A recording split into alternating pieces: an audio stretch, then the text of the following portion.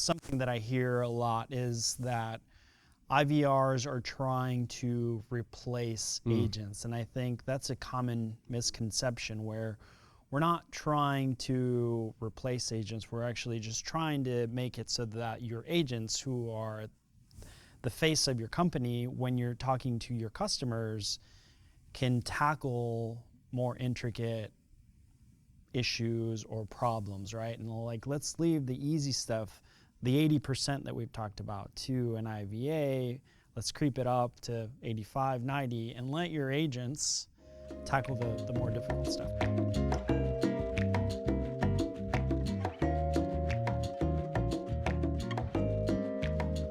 Hey everyone, welcome back to another episode of No Hold Time. I'm here with my friends and colleagues, Eric Robeson and Brian Bremer, and we are going to dive into trends.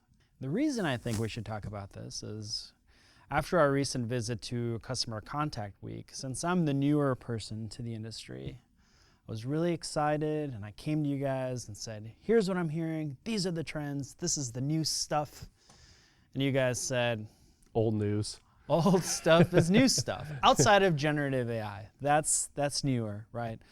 What I learned is that some of the old things, some of the trends are not different, but maybe the applications are different or the way we solve for some of these things is different. So with you guys being the longer tenured customer experience experts, I wanted to kind of talk through what I'm hearing, what I'm seeing, and what's different, right? So let's start off with one I'm really excited about because I think it helps our customers and their employees and mental health even, which we've talked about before. I'm really passionate about is internal IVRs that affect employee experience versus what we're used to talking about, customer experience. What are you guys seeing? I know you've done this in the past, but what do you think that is different? How is it different? Brian, I'll go across to you. So to make sure I got it, we're talking about CX, it's customer experience, potentially EX, employee experience, and then I've heard a new thing called brand experience too. I think I've saw some equation that CX plus EX plus BX equals, I don't know what the equals. EMC squared. Yeah, something else. I was told there'd be no math. Yeah, sorry.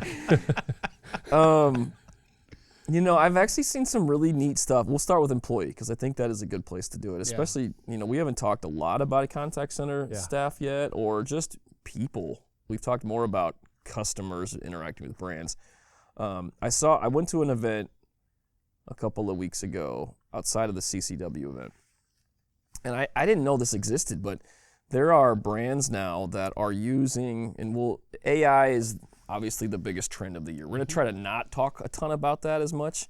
Probably will, but we'll avoid it. But what they're doing is they're focusing on how to give agents a breather or give them a little mental break that they don't have. So as many of you know, right, keeping employees happy is really hard on the floor. It's constant calls.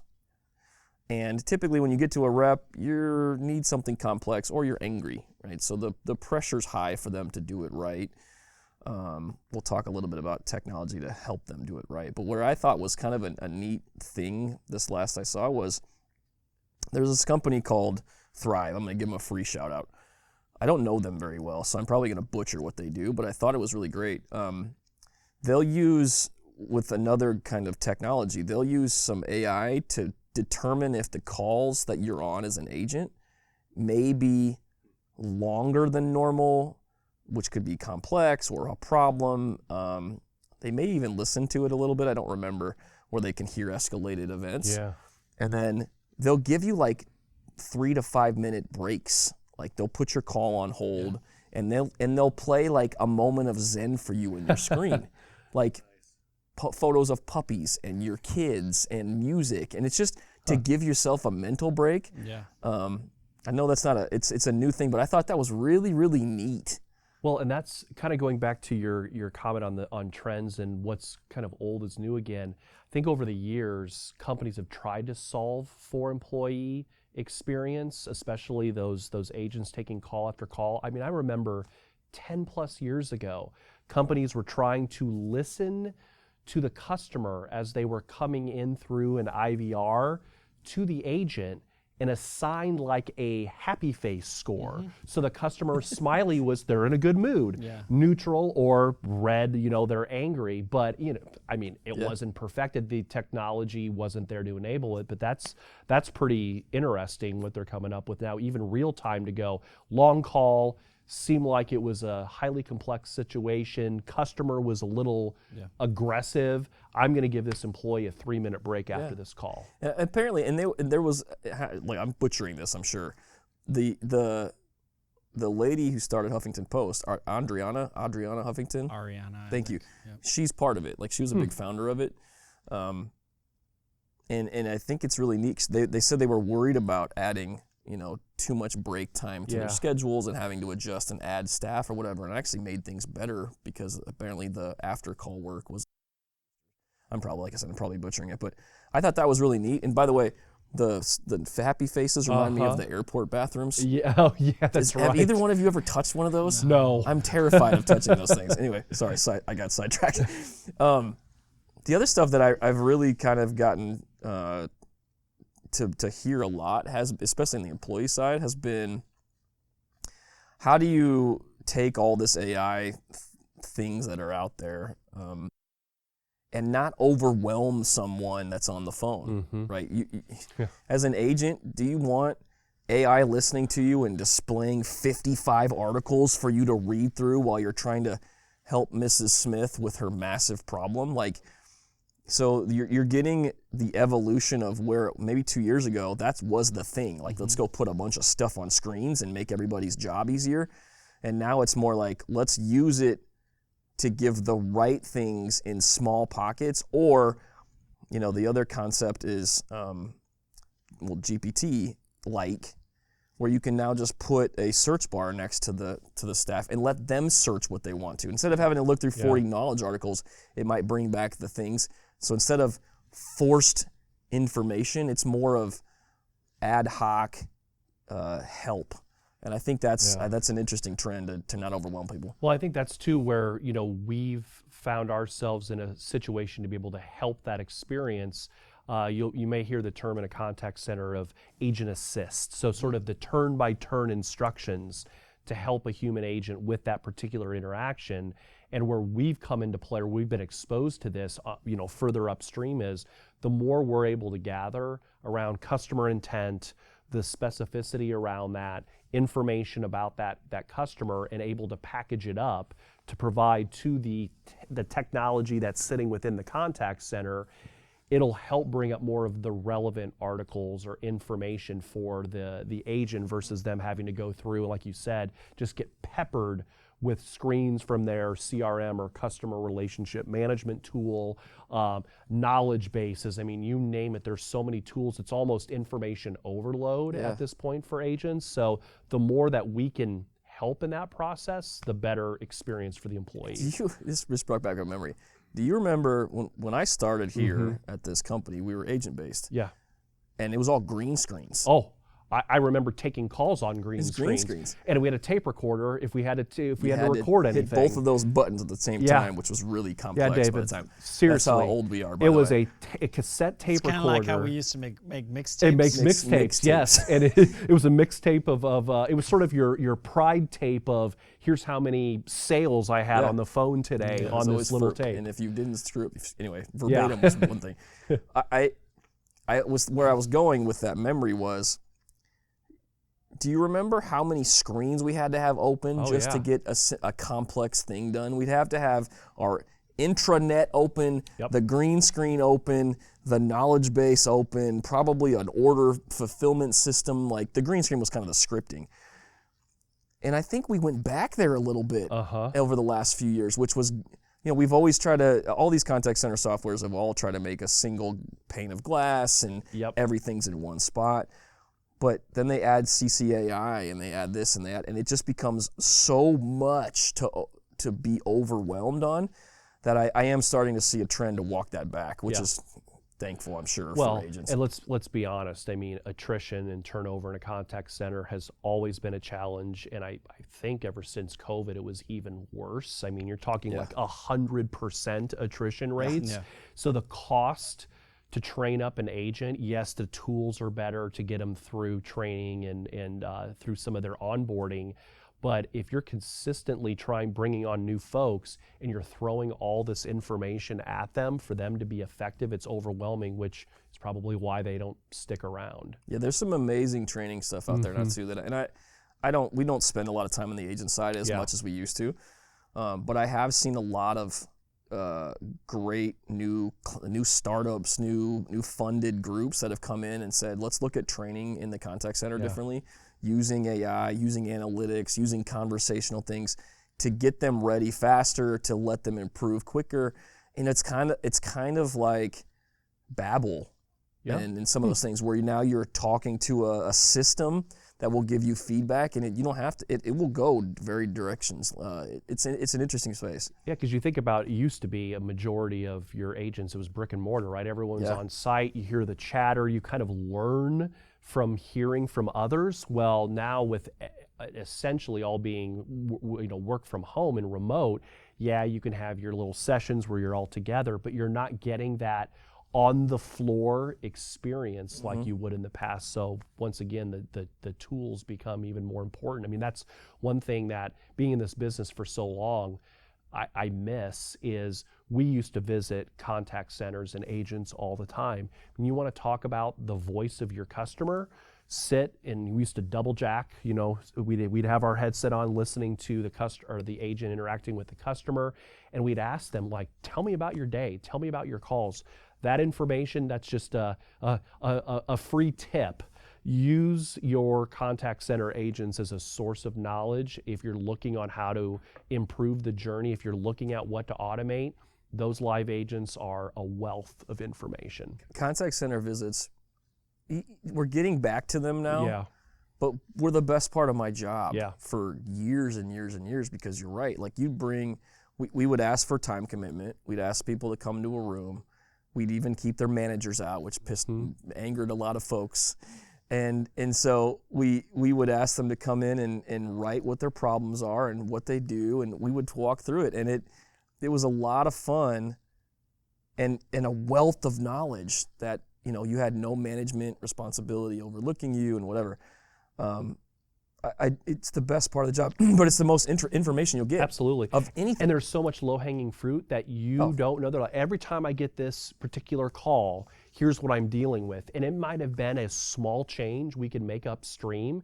And when you come back and you were like, how's it been? I mean, they're like, thank you so much. I mean, they're appreciative because they're catching everything. I mean, they are the last source of information for customers. So whether someone's calling in, they were out on the website, all those customer concerns or issues are that human agent is the one that's hearing about it. We could talk a lot about it. Yes, yeah, David. We're going down our rabbit hole days of contact center, which, as you can see, we love. If you guys were potential customers, you would be the ideal people, because I asked one question, you guys talked for 15 minutes. Now I know everything you need, what you don't like, what you need. You guys are ideal customers. So let me bring it back to employee experience, because you talked about something that I'm hearing is people or agents are overwhelmed with information they have internally. I've even heard of cases where there is an internal IVR for agents to call while they're on with a customer to figure something out, right? And so one of the ways around that, or something that can improve leveraging Gen AI, is if you have a training document or if you have information that they're just pulling from, if they're overwhelmed in the past, can now be condensed into a quick chat. And so I've had customers ask about that. So again, still internal IVRs, that can improve the employee experience, right? Because they're not overwhelmed by having to reach out to another one. It's something that is a quick answer. And another thing that you guys sort of touched on is like overwhelming people with too much intricate and like big calls and then having to take a break. But I think the opposite too is like whenever you're doing the same small task over and over, like resetting a password or something super quick that can be done by an IVA, if we can take off some of those easier tasks, or it's not a monotonous experience for the agents, and then they can tackle the bigger things that aren't the same always, right? That I like, you know, there's a saying, right? Like you got to keep the body guessing. It's like that, right? Like when you're not doing the same thing over and over, if we can tackle some of these easier things, that'll also improve, I think, the employee experience, because they're doing different things and not just the same thing. Absolutely. Over and over. And quite honestly, when you're taking a repetitive call over and over again, and you get into almost where you're kind of in robot mode yourself, and then a call comes in and it's complex, trying to shake the cobwebs and get into that mode of, wow, this one's going to be more complex, I'm going to have to access these more systems, you're probably not as sharp off the bat because you're so used to doing the same thing over and over again. And it's true, getting those complex issues solved was the most rewarding part of the job. It's like all of a sudden you had this burst of energy. It's like, wow, I really made a difference for this customer. And you're right, it's the ones where it's password resets or something that takes you 30 seconds and you're doing it over and over again.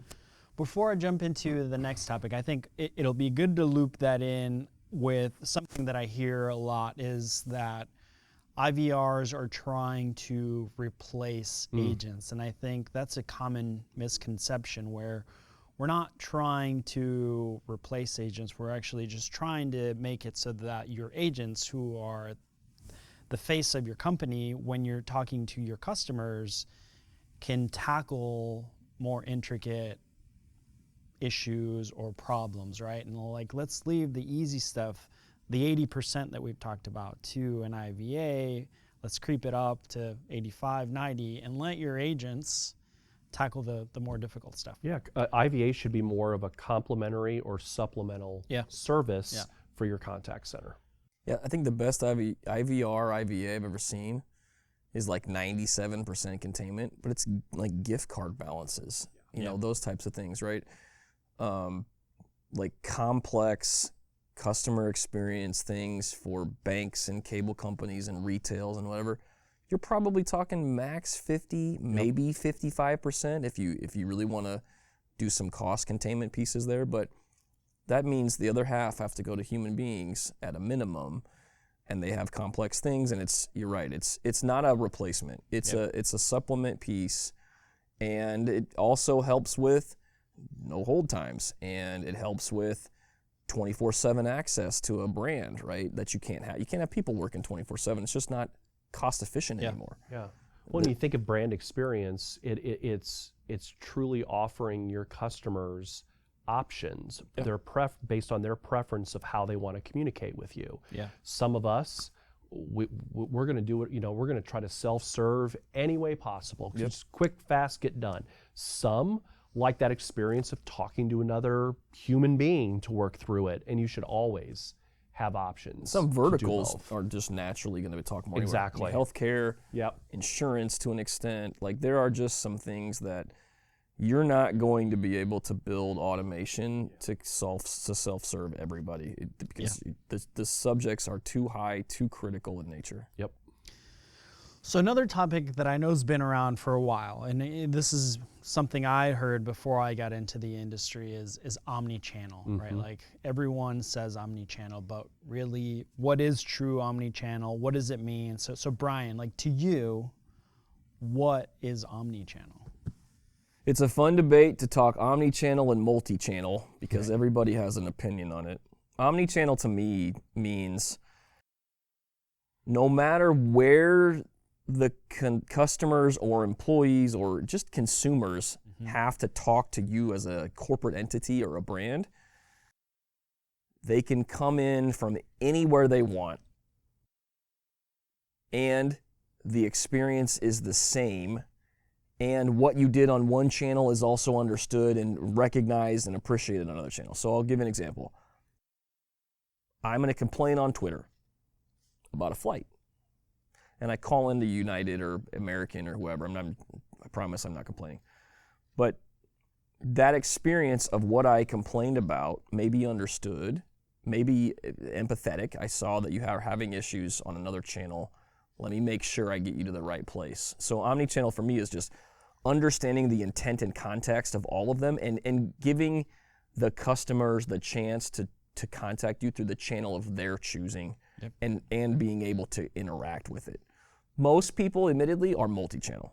Omnichannel is a bit of a pipe dream in some regards because it is very, very difficult. They're getting better at it, and I think we're closer to omnichannel than we've ever been. Yep.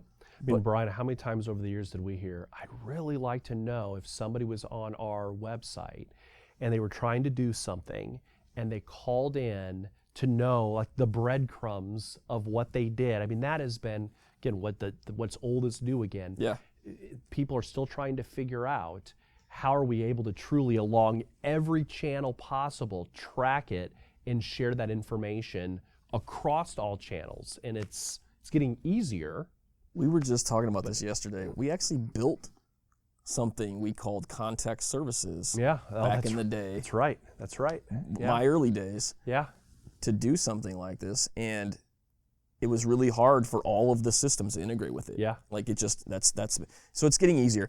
I think people are getting as close to omnichannel as possible because you still have the problems of walking into a resale store and talking to the cashier, and that feedback may not go back to the IVA when you call it in, right? So it's a bit of a dream, I would say. Multi-channel is probably the more capable of where people are, which is back to interacting with where the main channels are: voice, text, social, chatbot, or digital, however you want to call it anymore. Email, thank you. We got some fax still we do in healthcare, as much as we don't want to. We still do fax in healthcare. Yeah, good point. And the trend from 10 years ago to now, what do we hear? Oh, everything's going digital. We don't even need a phone. Maybe they don't even need a phone number anymore. Voice is still king. It is still the primary channel. Now everything is going a lot more digital, but there's a subset that always feel more comfortable calling in. Yeah, one of the things that came out of 23 was Frontier Airlines moving to nothing but digital. That's right. They turn their phones off. I think you can still call them if you have some clout with that service, but they're not talking about it much. I'm really interested to see how that has worked out for them. I think most of the folks in our business are, because it is a big change. I mean, you've got some other folks who say, "Look, I'm going to give up voice channel." I really question how their brand equity survives some of that. I just don't know. Yeah. Maybe they did it right. Maybe not. We'll find out, I think, in 24. Yep.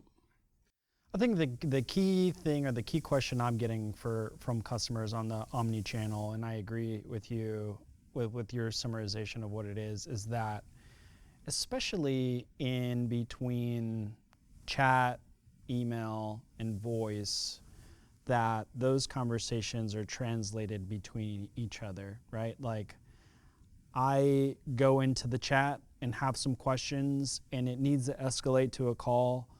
Whether I call them or they call me, that person knows the background of my conversation, right? Like maybe we authenticate, but after that, hey, I know that you were just chatting with Mary and this is where we are. Is that cool? Yep, that's great.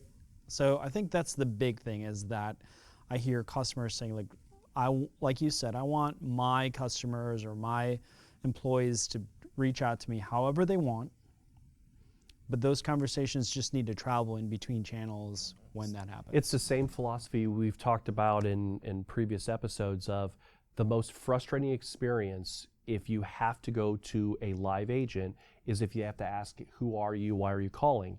Well, it's the same theme, right? If I'm going from one channel to the next and I feel like I'm having to repeat myself, it doesn't feel personal. It feels like you're disconnected from me. Disconnected experience. It's very disconnected. Yeah.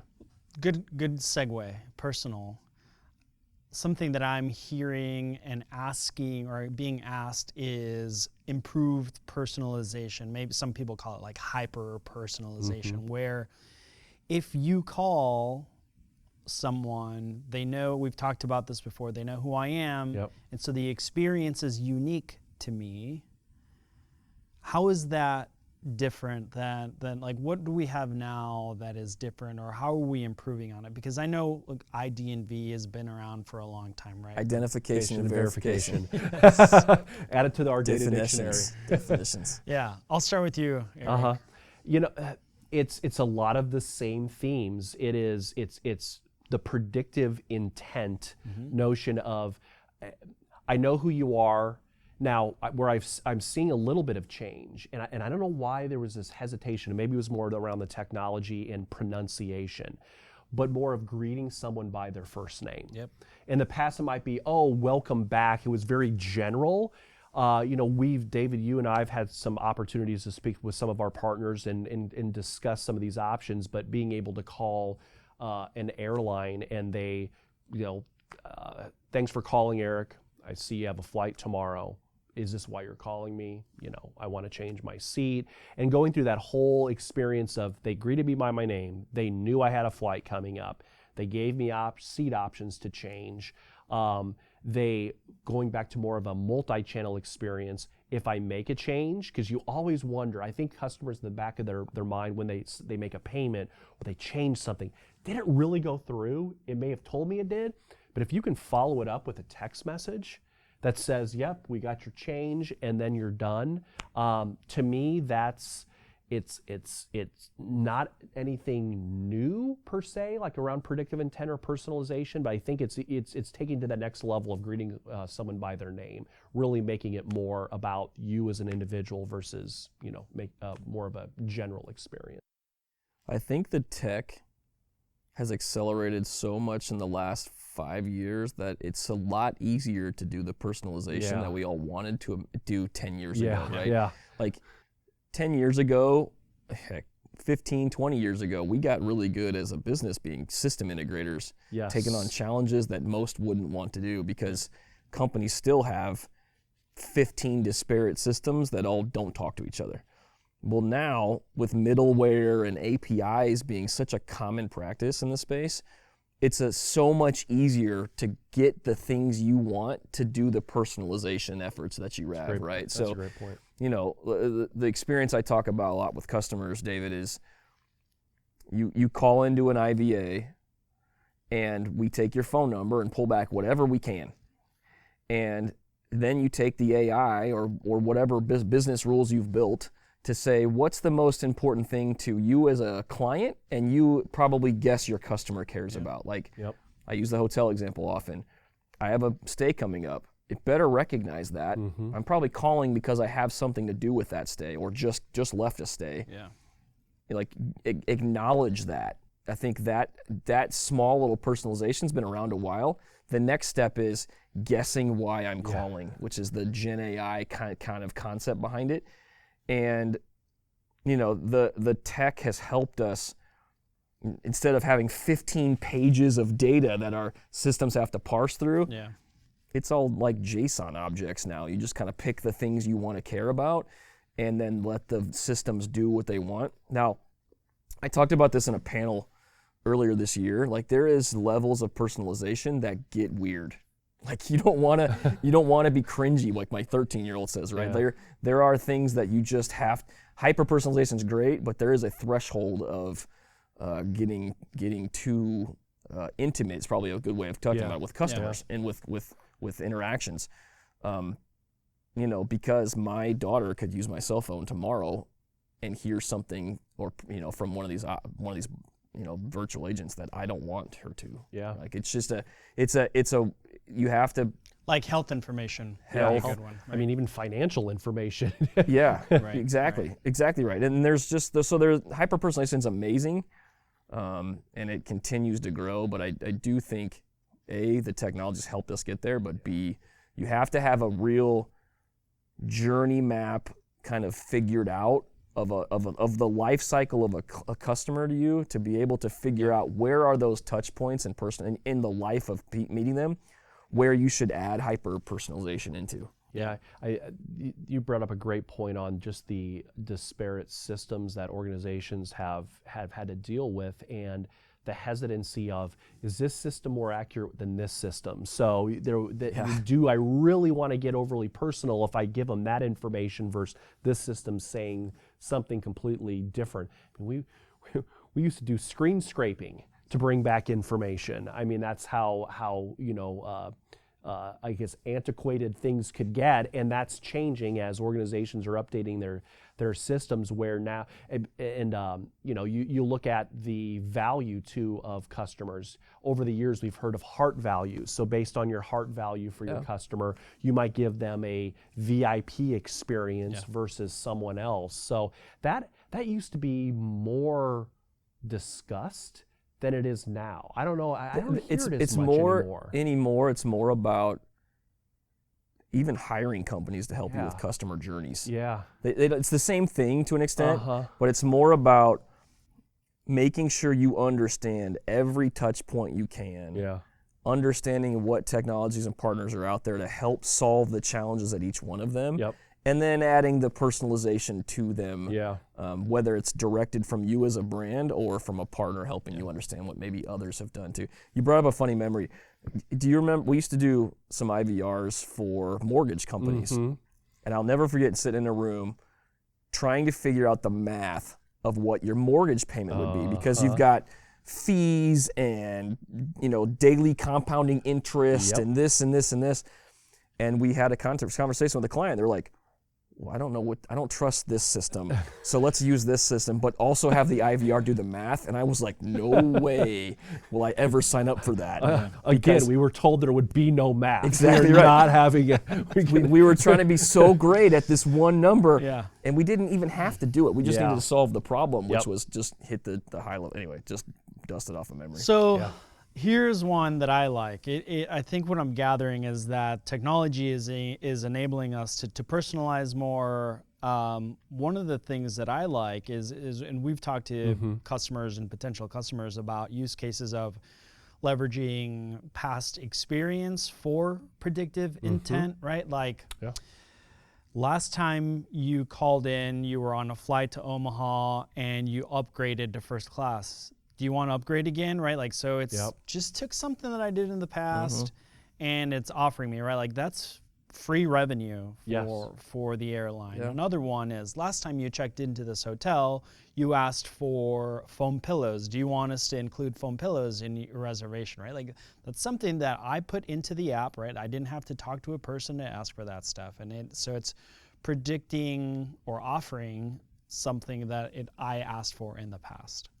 Yeah, and that's not even so much hyper. That's just simple things that feel hyper, right? It's a checkbox or two.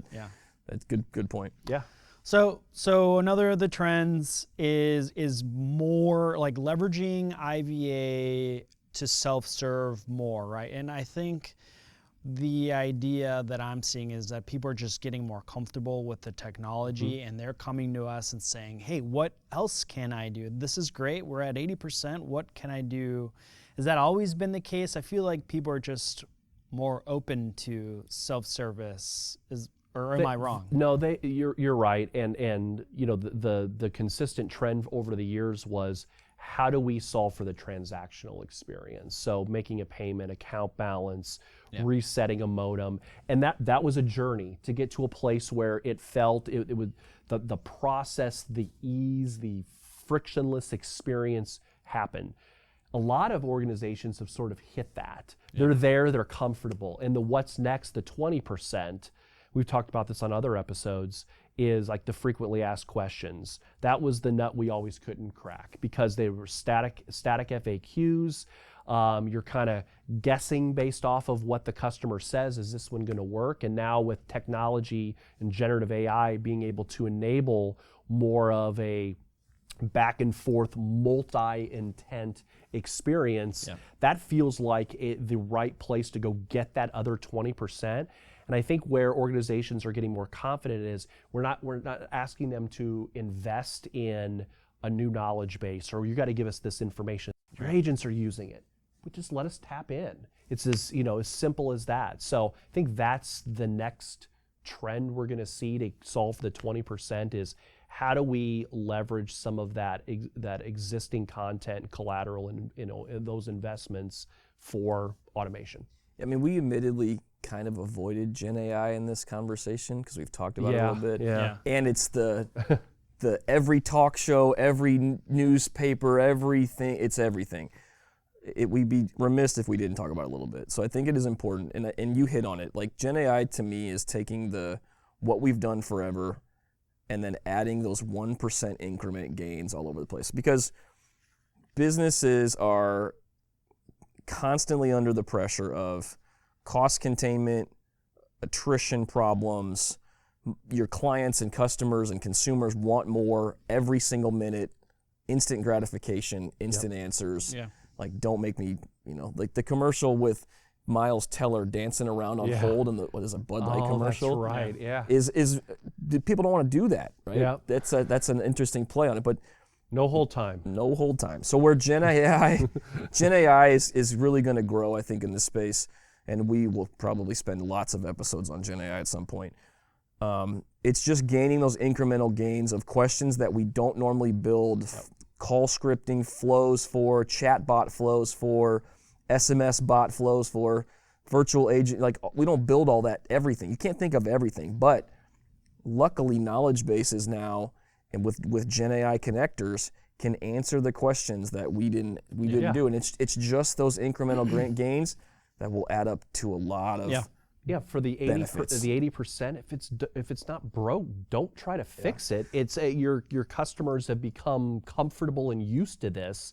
It's focus on the 20% now. That's where to leverage those new, because if the experience was there wasn't an experience, you can introduce a new technology or experience because they haven't been conditioned to be able to do that within an IVA.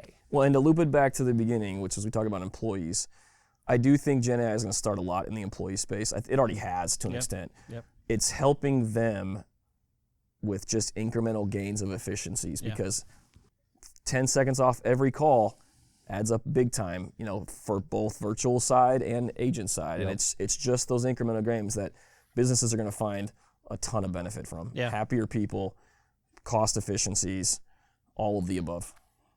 I think I read it in a book, Atomic Habits, I believe, where he talked about this cycling team that was in the Tour de France, and this person that started leading the team just started to find little ways to improve.